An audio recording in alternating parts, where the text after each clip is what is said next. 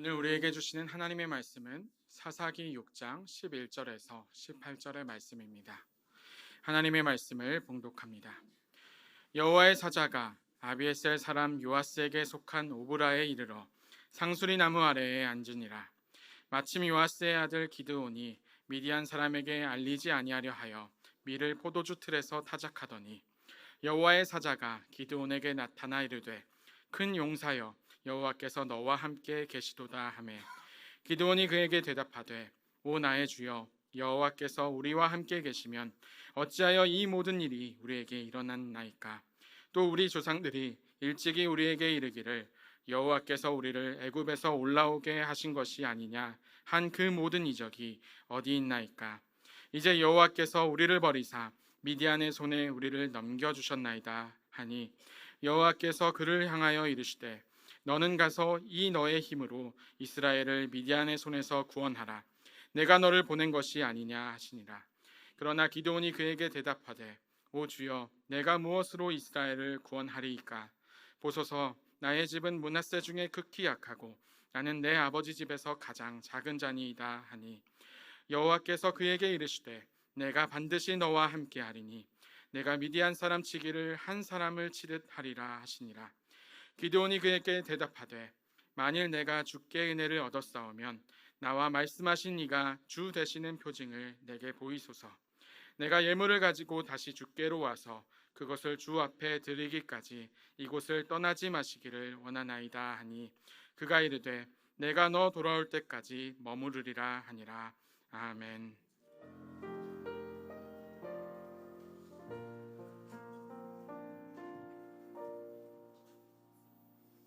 네, 여러분 잘 지내셨죠? 네, 함께 예배드리게 돼서 얼마나 기쁜지 모르겠습니다. 우리 또 영상으로 각 처소에서 예배 동참하시는 분들에게도 하나님의 은혜가 함께 임하기를 소망합니다. 오늘은 사사기로 이제 들어갑니다. 사사 시대에 이제 들어가서 사사 중에 한 명인 기드온 얘기를 함께 나눠 보면서 우리가 향기 나는 신앙생활 어떻게 해야 될까 하는 것을 같이 생각해 보고자 합니다. 광야에서의 생활이 이제 다 끝났죠. 모세와 여호수아 그리고 갈렙까지 우리가 이제 알아봤고요. 이제 가나안에 들어가서 정착을 하게 되는데 이스라엘 백성이 가나안에 들어가서 정착하기 시작부터 사울 왕이 세워질 때까지 그 기간을 신학자들은 조금씩 좀 계산이 다르지만 대체적으로 한 450년 정도 봅니다. 이 왕이 없었던 이 450년에 이 사사들이 이제 그때그때마다 하나님께서 세워주셔서 이스라엘의 지도자가 될 수 있도록 그렇게 했는데 그 450년 정도의 기간을 사사시대라 그렇게 얘기합니다. 사사는 전부 12명이었는데 우리 귀에 익숙한 사사들이 좀 몇 명 있죠. 유일하게 여성이었던 드보라도 귀에 좀 있고요. 오늘 함께 나누어 볼 기드온도 이제 좀 귀에 있고, 그 다음에 12사사 중에 맨 마지막 삼손도 우리가 잘 아는 그런 그 인물입니다. 오늘은 5번째 사사였던 기드온에 대해서 우리가 같이 보려고 하는데, 이 기드온 하면은 우리는 제일 먼저 300명의 군사가 생각이 나죠. 300명의 군사로 그 당시 이스라엘을 못살게 굴었던 미디안이라고 하는 나라에 13만 5천 명 대군을 물리쳤다고 하는 얘기를 우리가 잘 알고 있습니다. 근데 오늘은 이 300명의 군사가 어떻게 13만 5천 명을 물리쳤느냐라고 하는 그 관점보다는 기드온의 그 모습을, 그러니까 평상시 그 모습을 우리가 성경을 통해서 보면서 어떻게 우리의 그 신앙의 모습을 찾아가야 할까 하는 것을 생각해 보려고 합니다. 이 기드온을 이해하려면 그 당시 기드온이 살았던 시대를 이해해 볼 필요가 있는데, 그 시대는 7년 동안 미디안의 이제 속국이 돼가지고, 그러니까 미디안의 지배를 받아서 굉장히 이스라엘 사람들이 핍박을 받았던 시대입니다. 성경에 보니까 미디안의 횡포와 박해가 어마어마하게 심했다 그렇게 나오는데, 그 상황이 사사기 6장 1절에서부터 6절까지 나오는데 조금 길지만 중요한 부분이어서 한 절씩 보면서 좀 설명을 해드리겠습니다.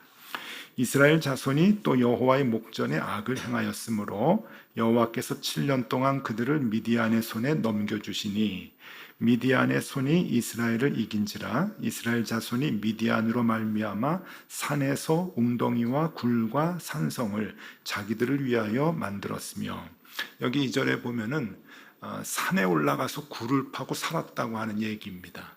그러니까 뉘앙스가 조금 옛날 이제 그 표현이라서 조금 이상하긴 한데, 쉽게 얘기하면은 도망가 가지고 산속에서 굴을 파고 웅덩이를 파고 미디안 사람들의 그러한 그 압박을 피해서, 박해를 피해서 숨어 살았다, 이제 그런 얘기예요. 3절입니다.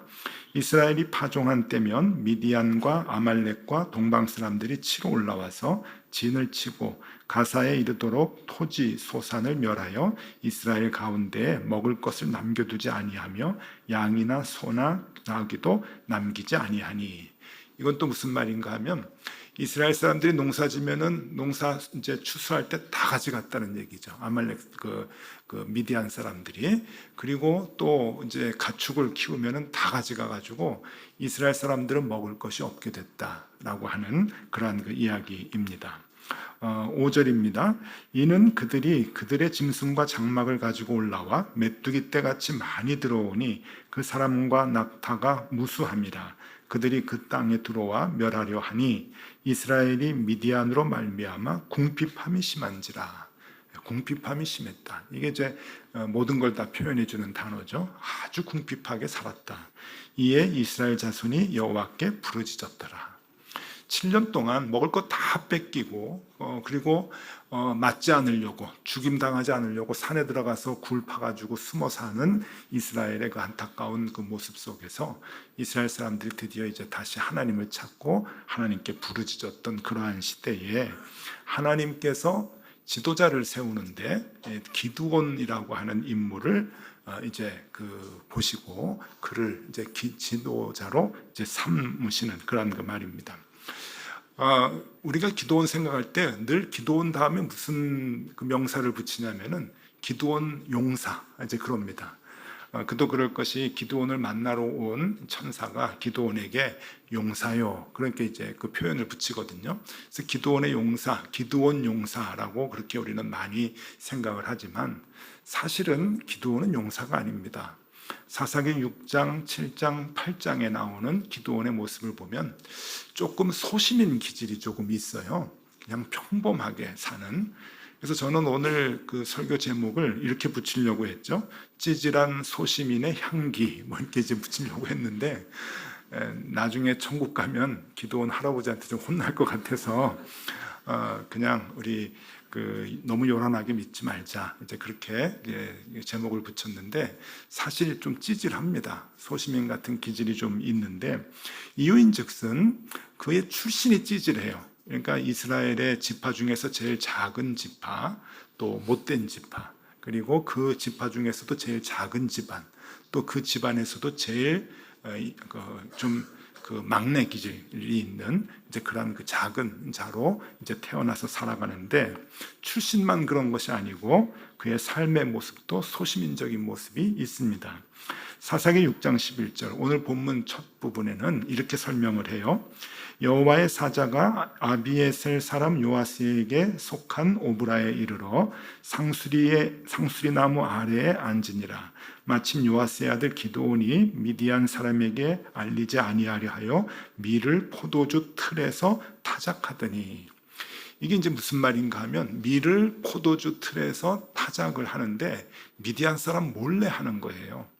그러니까 미디안 사람들이 먹을 걸 다 가져가고 추수하고 타작하는 거 알면은 다 와가지고 뺏어가니까 몰래 숨어서 하는 건데, 밀 타작하는 곳에서 하면은 들키니까 포도주 틀 짜는 데 가가지고 포도주 짜는 척하면서 이제 밀을 이렇게 짜고 밀을 타작을 하고 그렇게 이제 먹고 살았다고 하는 얘기죠. 모두가 다 굶어 죽는 그 상황인데 자기만 먹고 살겠다고 몰래 가가지고 타작을 해서, 물론 그거 가지고 나눠줬을 수도 있겠지만은 어쨌든 들키지 않고 먹고 살겠다고 이렇게 하는 걸 보면은 소시민 기질이 좀 있었던 그러한 그 사람이구나 하는 것을 이제 느끼게 됩니다. 어쨌든 이런 그 소시민을 하나님께서 선택을 하셔서 부르시는데 역시 자기 자신을 잘 알았는지 펄쩍펄쩍 뛰죠. 그래서 저는 그런 일을 못합니다. 내 출신도 안 좋고 난 뭐 할 수 있는 일도 할 수 있는 것도 아니고 용사도 아닌데 내가 어떻게 일을 합니까? 그럴 때 하나님께서 강권적으로 그를 부르셔서 여러 가지 사건을 통해서 이제 부르심의 응답을 갖게 됩니다.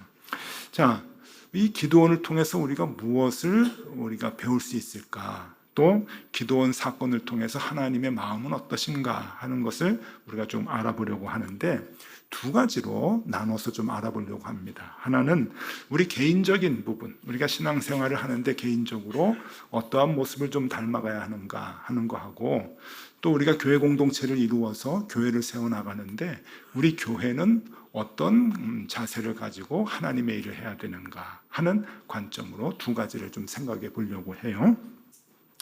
첫 번째, 개인적인 부분인데요. 조금 여러분들이 불경스럽게 생각하실 수가 있는데 하나님에 대하여 의심하기입니다. 의심하기. 아마 신앙생활 지금껏 하시면서 목사한테 듣는 말이 하나님을 의심해라고 하는 말이 처음 아마 그 듣는 분도 계시지 않을까 이렇게 생각이 드는데, 무조건 믿으라는 얘기를 좀 많이 들으셨죠.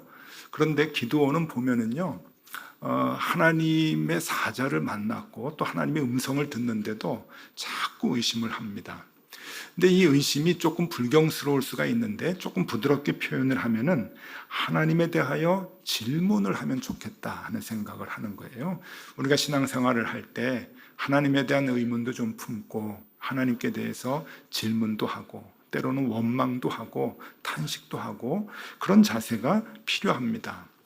지금 하나님의 천사가 나타나서 지금 기드온을 부를 때 기드온이 제일 먼저 반응했던 모습, 그러니까 하나님에 대해서 반응했던 모습이 13절에 나오는데 13절 말씀을 읽어드리겠습니다. 기드온이 그에게 대답하되 오 나의 주여 여호와께서 우리와 함께 계시면 어찌하여 이 모든 일이 우리에게 일어났나이까. 하나님이 계시면 어떻게 이럴 수가 있습니까? 탄식하는 거고 원망하는 거예요, 하나님께. 또 우리 조상들이 일찍이 우리에게 이르기를 여호와께서 우리를 애굽에서 올라오게 하신 것이 아니냐 한 그 모든 이적이 어디 있나이까. 우리가 성경에서 우리 조상들 애굽 땅에서 하나님께서 출애굽시켜서 이 가나안 땅에 살게 했는데 그 말씀은 지금 다 어디 있습니까? 그 말씀에 증인들이 없지 않습니까? 하는 거예요. 말씀이 다 거짓말이다. 이제 그런 뜻입니다. 이제 여호와께서 우리를 버리사 미디안의 손에 우리를 넘겨주셨나이다 하면서 하나님을 원망하고 의심을 합니다. 그 기드온이 제일 먼저 했던 것, 하나님의 부름에 제일 먼저 했던 것은 의심이고 질문인 것이죠. 어떻게 하나님께 의심을 합니까? 믿지는 못해도 의심은 하지 말아야지 그렇게 생각할 수가 있는데 여러분 아니에요. 의심 많이 하세요. 의심하면 벌 받습니다 라는 생각 혹 많이 드실 수도 있어요. 그렇게 많이 들어왔기 때문에. 근데 여러분 걱정하지 마세요. 의심을 해서 벌을 받았다면 기드온은 일찍 벌 받았고요, 다윗은 젊은 날에 요절을 했을 겁니다. 하도 하나님 의심하고 원망하고 탄식을 해서. 그러니까 하나님 의심하고 하나님 원망하고 질문하는 것은 잘못된 게 아닙니다. 왜 하나님께 의심하고 질문하라 그러냐 하면은 의심하고 질문하는 것이 답을 찾아가는 길이기 때문에 그래요. 여러분, 우리가 하나님 앞에서 다 개인적인 신앙생활을 할 때 답이라는 게 있을 수 없습니다. 획일적인 답이 있을 수 없어요.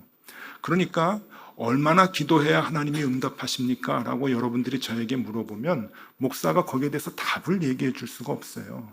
개인별로 관계가 다 다르기 때문에 그래요. 10년은 기도하면 응답됩니다. 그게 답이 될 수가 없는 거예요. 그렇기 때문에 여러분과 하나님과의 관계에서 풀어야 되는 문제들이 굉장히 많이 있습니다. 그 문제를 풀기 위해서는 의심도 하고 질문도 하고 원망도 하고 탄식을 하면서 여러분들이 하나님의 뜻을 알아나가야 되시는 거죠. 그래서 여러분들은 많이 질문을 하시는 게 좋습니다. 지금 기드온은 하나님과 처음 대면해서, 그러니까 하나님 보내신 천사와 처음 대면해서 이렇게 하나님께 질문을 하고, 하나님 도대체 어디 계십니까? 라고 이제 얘기를 하다가 하나님께 징표를 보여달라 그래요. 그리고 우여곡절 끝에 하나님 앞에서 이제 응답을 하고 부름을 받습니다. 그런데 부름을 받으면 또 믿음을 가지고 행하느냐? 그런 게 아니라 미디안의 군사들하고 전쟁을 하기 직전에 또 마음이 두려워서 하나님께 표징을 보여달라고 하죠. 그 표징이 우리가 아는 그 유명한 양털 표징 아닙니까?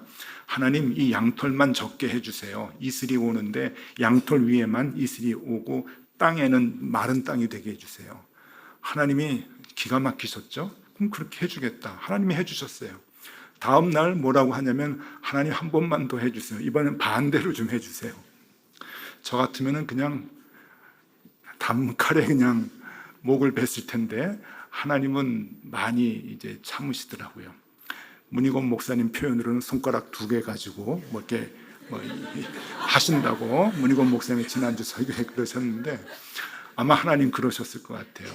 또 반대로 해달라고 하니까 하나님 또 반대로 해주셨어요. 여러분, 그렇게 기드온은 하나님을 믿지 못하고 의심하고 하나님께 질문을 합니다. 정말 맞습니까? 근데 하나님은 꾸준히 그 질문에 대해서 대답을 해주시지요. 무슨 얘기인가? 여러분, 무턱대고 믿지 마시라는 거예요. 무턱대고 믿는 그 한국 교회의 문화가 한국 교회를 굉장히 요란하게 하고 결국은 신뢰도를 잃게 하는 거죠. 그러니까 여러분, 그냥 차분하고 조금 더디어도 괜찮습니다. 여러분과 하나님과의 관계에서 많은 질문을 갖고 신앙에 대해서 많은 의문을 가지세요. 교회에서 뭐라고 하면은 한 번 더 생각하세요. 이게 정말 그런가? 그럴까? 여러분, 많이 들어왔던 얘기들 있잖아요. 교회 봉사해야 복 받는다, 애들 잘 된다 그러면은 한번 의심을 좀 하세요. 그런 거를요. 정말 그럴까? 정말 성경에 그렇게 써 있나? 정말 그게 맞는 얘기인가? 여러분, 저는 어떤 목사님한테 목사님 설교 중에 이런 얘기까지 들어봤어요. 당신이 11조를 꼬박꼬박 잘했대요. 11조를 잘하니까 하나님께서 축복해 주셨는데 당신의 딸이 재벌가의 며느리가 됐다고. 그렇게 얘기를 해요. 그러니까 11조 잘하시라고.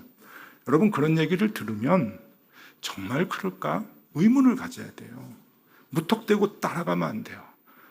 나도 11조 열심히 해서 우리 애가 재벌가의 며느리 되게 해야지. 그러면은 다 망해요.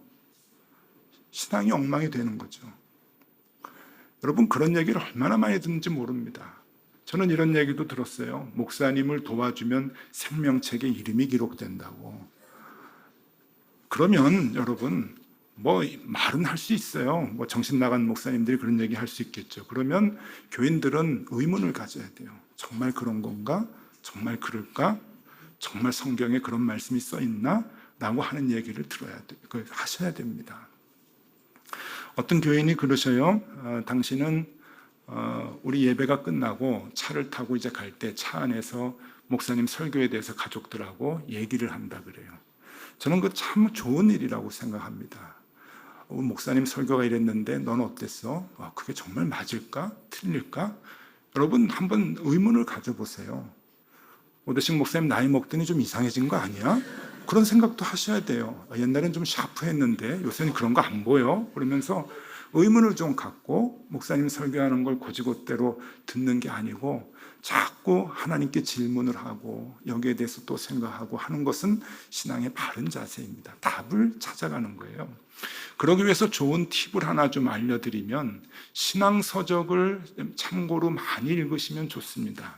물론 성경책은 기본이고요. 신앙서적도 여러분 구입해서 많이 읽으시면 좋은데, 더 좋은 거 하나 말씀해 드리면, 교인들하고 같이 대화하실 때 신앙과 교회에 대한 얘기를 많이 하십시오. 목장 모임을 가지면 목장 모임에서 아이고 어느 학원의 선생님이 좋대더라, 거기로 보내세요. 그런 정보 얘기하지 마시고, 어떻게 청약을 해야 빨리 집을 얻습니다. 그런 얘기 하지 마시고 그런 정보는 신문 보는 게 더 빨라요. 그러니까 그런 거는 목장 모임에서는 별로 도움이 못 됩니다. 목장 모임에서는 신앙에 대해서 얘기를 하십시오. 그리고 교회에 대해서 얘기를 하세요.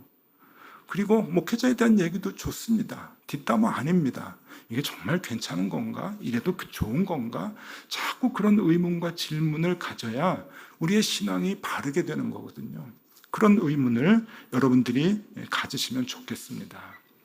그래서 기도원을 보면서 우리가 배울 것은 우리 개인적인 신앙의 자세, 요란하지 않게 우리가 차분히 신앙생활을 해야 되는데 그것은 하나님에 대해서 의심을 하고 그리고 질문하는 그 자세가 필요하다라고 하는 거예요.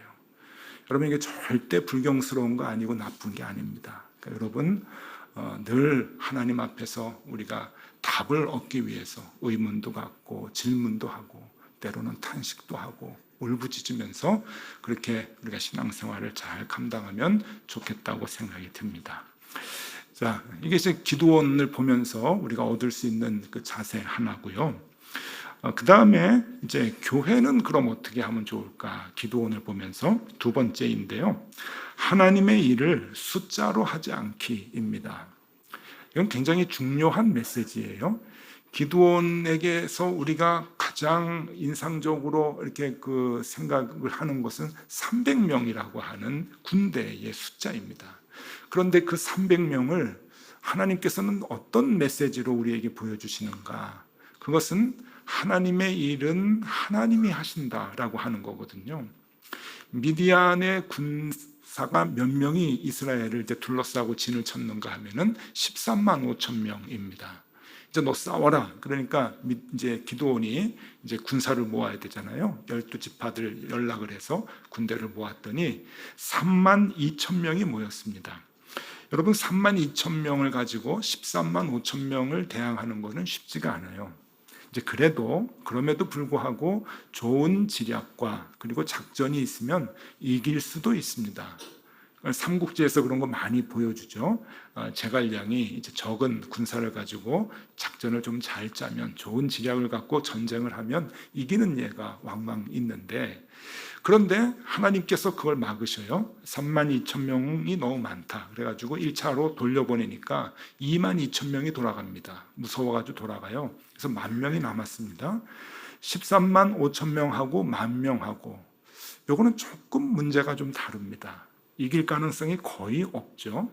그런데 혹 이길 수 있겠다. 아주 기적 같은 게 일어나가지고 아주 재수가 좋아서 이길 수도 있겠다 이 생각이 드는데 하나님께서 이것도 막으십니다. 또 돌려보내라. 그래서 뭐 시냇가에 가가지고 이제 물 먹는 거 가지고 이제 사람을 뽑잖아요. 그래서 300명을 남깁니다. 물을 어떻게 먹었는가 하는 건 중요한 게 아니고 300명이 남았어요. 그 300명을 가지고 13만 5천 명을 대적해서 결국은 이겼는데 하나님께서 왜 300명으로 싸움을 하게 하셨는가 하는 그 이유를 성경에서 이렇게 얘기해 줍니다. 사사기 7장 2절의 말씀인데요. 여호와께서 기드온에게 이르시되 너를 따르는 백성이 너무 많은즉 내가 그들의 손에 미디안 사람을 넘겨주지 아니하리니 이는 이스라엘이 나를 거슬러 스스로 자랑하기를 내 손이 나를 구원하였다 할까 함이니라. 이유는 딱 하나예요. 10,000명이 싸우든 32,000명이 싸우든 13만 5천 명하고 싸워가지고 이겼을 경우에 지들이 잘해가지고 이겼다고 생각할까 봐 하나님은 10,000명도 많다 다 보내고 300명만 남기셨어요. 우리는 흔히 300명이 용사라고 생각하는데 용사 아닙니다. 여러분 300명 가지고 싸울 수 있는 거 하나님은 1명도 충분합니다. 그냥 기드온만 보내도 되고 기드온까지 안 보내고 그냥 하나님이 혼자 하셔도 다 됩니다. 300명을 보낸 것은 너희로 하여금 자랑하지 못하게 합니다 라고 하는 것을 분명히 이제 얘기해 주시는 거죠. 이것은 교회에 주는 메시지가 큽니다. 우리가 교회에 하나님의 일을 한다고 애를 쓰는데 뭐로 할 것이냐? 한국교회가 하나님의 일을 할 때 뭐로 할 것이냐? 자꾸 숫자에 관심이 많잖아요. 모으는 데 관심이 많고 모여서 세를 보여주려고 하고 그 세가 여러분 이젠 종교단체가 아니라 압력단체가 돼가지고 압력을 가하고 교회가 얻어야 될 것들을 막 얻어내려고 하고 참 안타까워요. 여러분, 하나님의 일은 숫자로 하는 게 아닙니다. 그래서 하나님께서는 이 기도원을 통해서 300명이라고 하는 이 숫자를 우리에게 각인시켜 주시는 거죠. 코로나가 이제 완전히 종식된 것 같습니다. 저도 지난 2주 휴가를 받아서 이제 미국에 다녀왔는데, 미국 사회는 한국보다 훨씬 더 자유롭고요. 오가는 비행기에서도 마스크 쓴 사람이 거진 찾아보기 힘들 정도로 이젠 다 이제 끝난 것 같다는 생각이 이제 드는데, 코로나 기간이 3년 반입니다. 그동안 다른 모든 사람들이 피해를 받았지만 교회도 피해가 컸죠. 모여서 예배를 드리지 못했으니까. 그런데 저는 이 팬데믹이 다 끝났다고 보고, 팬데믹이 이제 끝나면서 생각하기를 분명히 하나님께서 코로나를 통해 우리에게 주신 메시지가 있다고 생각을 해요. 저는 2가지로 정리를 했는데, 하나는 조금 차분해져라고 하나님이 얘기하시는 것 같아요. 그게 이제 오늘 설교 제목으로 이제 나오는 건데, 그게 평상시에 제가 코로나를 통해서 얻었던 하나님의 마음, 느꼈던 하나님의 마음이에요. 너무 그동안 요란했는데 하나님께서 조금 너희들 차분해져라 라고 그렇게 차분하게 만드신 거 아닌가 하는 생각이 들고, 또 하나는 하나님께서 너희가 내 일을 하려면 숫자는 필요하지 않다, 숫자가 많이 필요하지 않다 라고 하나님께서 그렇게 얘기하시는 것 같아요. 한국교회가 숫자적인 손해를 많이 봤거든요.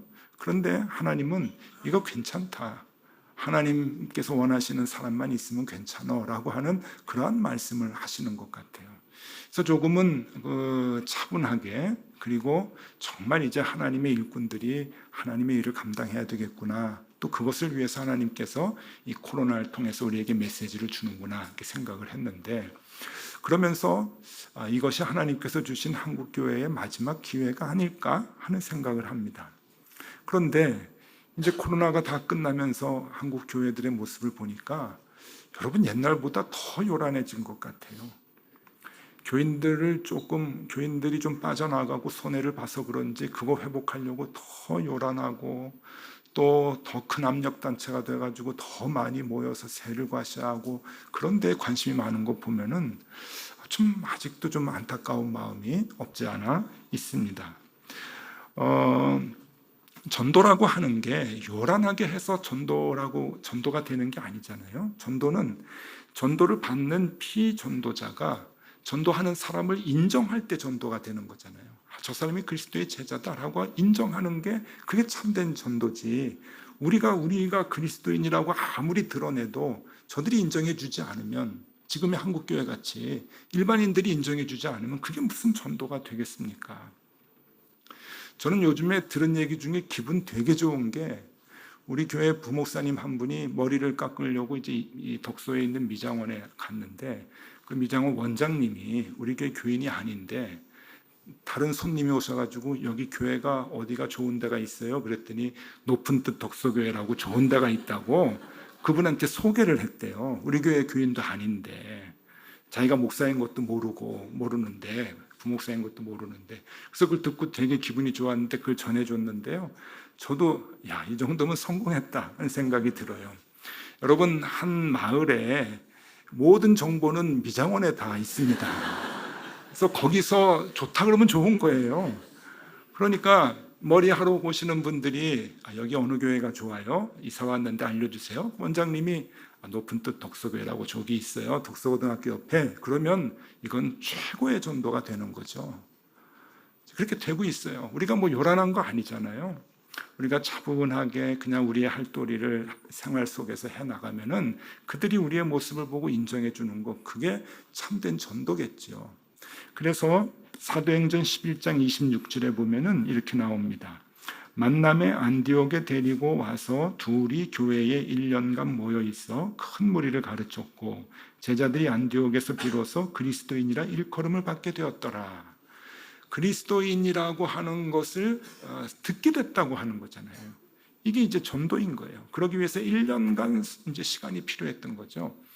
그러니까 여러분, 막 소리내서 요란하게 사람 숫자로 또 선물 공세로 그렇게 전도해서 된다는 거 아니고요. 정말 우리가 인정받는 것, 저분들이 그리스도인이구나, 제자구나 하는 것을 인정받는 게 가장 소중한 것이죠. 자, 톰 라이너라고 하는 분이 있는데 소개를 좀 해드립니다. 톰 라이너라고 하는 분은 목사님도 아니고 신학자도 아니에요. 그런데 이분은 미국 기독교계에서 가장 큰 영향력을 미치는 사람 중에 한 분입니다. 왜 그런가 하면 이분은 리서치 회사를 하는데 기독교와 교회에 관계된 리서치를 해서 교회에 제공을 해주는 분이기 때문에 그래요. 라이프웨이 리서치라고 하는 회사를 설립하고 이 회사의 이제 사장님이신데 직접 이제 그 교회에 대한 기독교에 대한 설문을 조사해서 데이터를 이제 그 교회에 이제 제공을 하시는 분이에요. 이 톰 라이너라고 하는 이 분이 팬데믹을 지나면서 미국 교회들이 기독교 교인이 교회 출석하는 분들이 20%가 빠져나갔대요. 근데 이제 그 시점이 팬데믹 한가운데니까 팬데믹이 이제 3년이었잖아요. 다 지나고 난 지금은 아마 30% 이상 빠져나갔다고 이제 보는데 한국도 마찬가지겠죠. 한국도 지금 교인들 만나 보면은요, 목회자들 만나 보면은 반도 회복이 안 됐습니다 하는 분도 계시고, 우리 교회는 한 70% 정도 회복됐습니다. 뭐 이런 분들 계시는데 80% 이상 회복됐다는 얘기를 제가 들어본 적이 별로 없어요. 그만큼 한국 교회도 거진 30% 이상은 빠져나갔다고 이제 봐야 되는데 이런 상황에서 큰 손해라고 생각을 하겠죠, 우리는요. 그런데 이분은 리서치를 하면서 이 코로나가 교회의 손해만은 아니었다, 장점도 있다라고 하는 거예요. 그래서 많은 것을 조사를 하면서 장점을 5가지로 정리를 했어요. 코로나가 교회에 준 5가지 장점이 있는데 첫 번째가 뭔가 하면은 부정적 영향의 가지치기가 있었다라고 하는 거예요. 여러 가지 교회 내에서 그동안 말도 많고 갈등도 많고 교회에 대한 불만도 많고 했는데 이런 것들이 하나씩 필요 없는 것들이 에너지를 이상한 데다 쏟게 하는 것들이 가지치기가 됐다라고 하는 거고, 두 번째, 다시 집중할 수 있는 기회를 얻었다는 거예요. 팬데믹 기간 동안에 교회가 무엇이 중요한가라고 하는 것을 생각하게 되어서 다시 이제 교회가 회복이 될 때, 다시 교인들이 모일 때 무엇에 집중해야 될까 하는 것을 깊이 생각하게 됐다 하는 거고요. 세 번째, 이것이 중요한데 헌신자에 대한 명확성이 드러났다는 거예요. 여기서 제가 원문을 보니까 코어 멤버십이라고 표현을 했어요. 그러니까 직역을 하면은 핵심 멤버겠죠. 그 교회 공동체의 핵심 멤버가 누구였는가라고 하는 것이 드러난 시기였다라고 하는 거예요. 예전에는 뭐 너도 나도 다 교회 주인이다 막 그러다가 모이지 못하게 되니까 또 온라인으로 예배하고 집에서 예배하고 하다 보니까 이런 것들이 영적으로 드러나게 된다고 하는 거죠. 우리는 어땠습니까? 800예배고 예배도 드리다가 파자마 입고 이불 속에서 예배 드리다가 그 다음에는 온라인은 이 유튜브는 실시간으로 꼭 안 드려도 내일 드려도 되지, 그러니까 그냥 또 자고 내일 드리고, 그렇게 우리가 신앙생활 하지는 않았는지, 그러면서 다시 교회가 모일 때 참된 코어 멤버십이 누군지, 어떤 사람들이 그냥 일만 하던 사람인지 하는 것들이 드러나게 됐다고 하는 거예요. 네 번째, 단순함을 향한 움직임. 교회가 어떻게 움직여야 되는가, 정확한 단순한 목표를 가지고 움직인다. 다섯 번째, 전도를 정당한 우선순위로 되돌린 것. 교회가 해야 할 일은 복음 전도다, 선교다, 전도다. 그것보다 더 중요한 것은 없다라고 하는 것을 다시 한번 확인하게 되었다라고 하는 거예요. 여러분, 이 글은, 이 조사에서 나오는 이 결과들은 제 마음에 동의가 됩니다. 맞다. 우리 코로나가 교회에 손해만 준 것이 아니고 좋은 장점도 주었구나. 우리도 그렇게 단순하게, 심플하게, 그리고 차분하게 복음을 위해서 우리가 살아야지 하는 마음이 있습니다. 여러분, 제일 마음에 걸리는 단어가 코어 멤버십입니다. 핵심 멤버. 높은 뜻 덕서교회에 여러분들이 핵심 멤버가 되어주시면 좋겠습니다. 우리 코로나 다 견뎌냈어요. 우리 집에서 예배드리고 교회 예배당 나오지 못하고 안타까워하다가 이렇게 나와서 또 예배드리고 복음 전도를 위해서 또 동참하고 하는데, 이제 여러분들이 핵심 멤버가 되어 주셔서 같이 교회를 세워나가야 할 겁니다. 무엇으로 할 것입니까? 숫자가 아니죠. 돈이 아니죠. 세상적인 힘이 아닙니다. 하나님의 도우심을 바라고 그 도우심을 의지해서 주님의 일을 해나갈 때, 기도원 같이 그렇게 해나갈 때 우리가 하나님의 일을 이루어드리는 좋은 믿음의 공동체가 되리라 여겨집니다. 여러분, 우리 기도원 보면서 두 가지 생각하시면 좋겠어요. 우리 개인적으로는 하나님 많이 의심하시고 하나님께 질문 많이 하시고 하나님에 대한 의문을 많이 가지시고요. 교회 공동체로는 숫자가 아니다, 주를 믿는 믿음으로 주님의 일을 감당하자, 그 마음 가지고 신앙생활 해나가면 좋겠습니다. 그럴 때 미장원 원장님만 얘기하는 게 아니라 슈퍼 사장님도 얘기하고 여러 이 주변에 있는 모든 사람들이 높은 뜻 덕석에 참 좋더라, 그 얘기 해주는 그날까지 열심히 신앙생활 감당하면 좋겠습니다. 기도하겠습니다. 세상이 참 요란합니다. 그래서 그런지 교회도 요란합니다. 하나님, 요란함으로 주님을 따르지 않게 하여 주시고 요란함으로 주의 일 하지 않게 하여 주옵소서. 주님을 묵상하고 신뢰하고 주님과 차분히 동행하는, 그렇게 주님의 일을 이루는 우리 교회, 우리 교인들 되게 하여 주시옵소서. 예수 그리스도 이름으로 기도드리옵나이다. 아멘.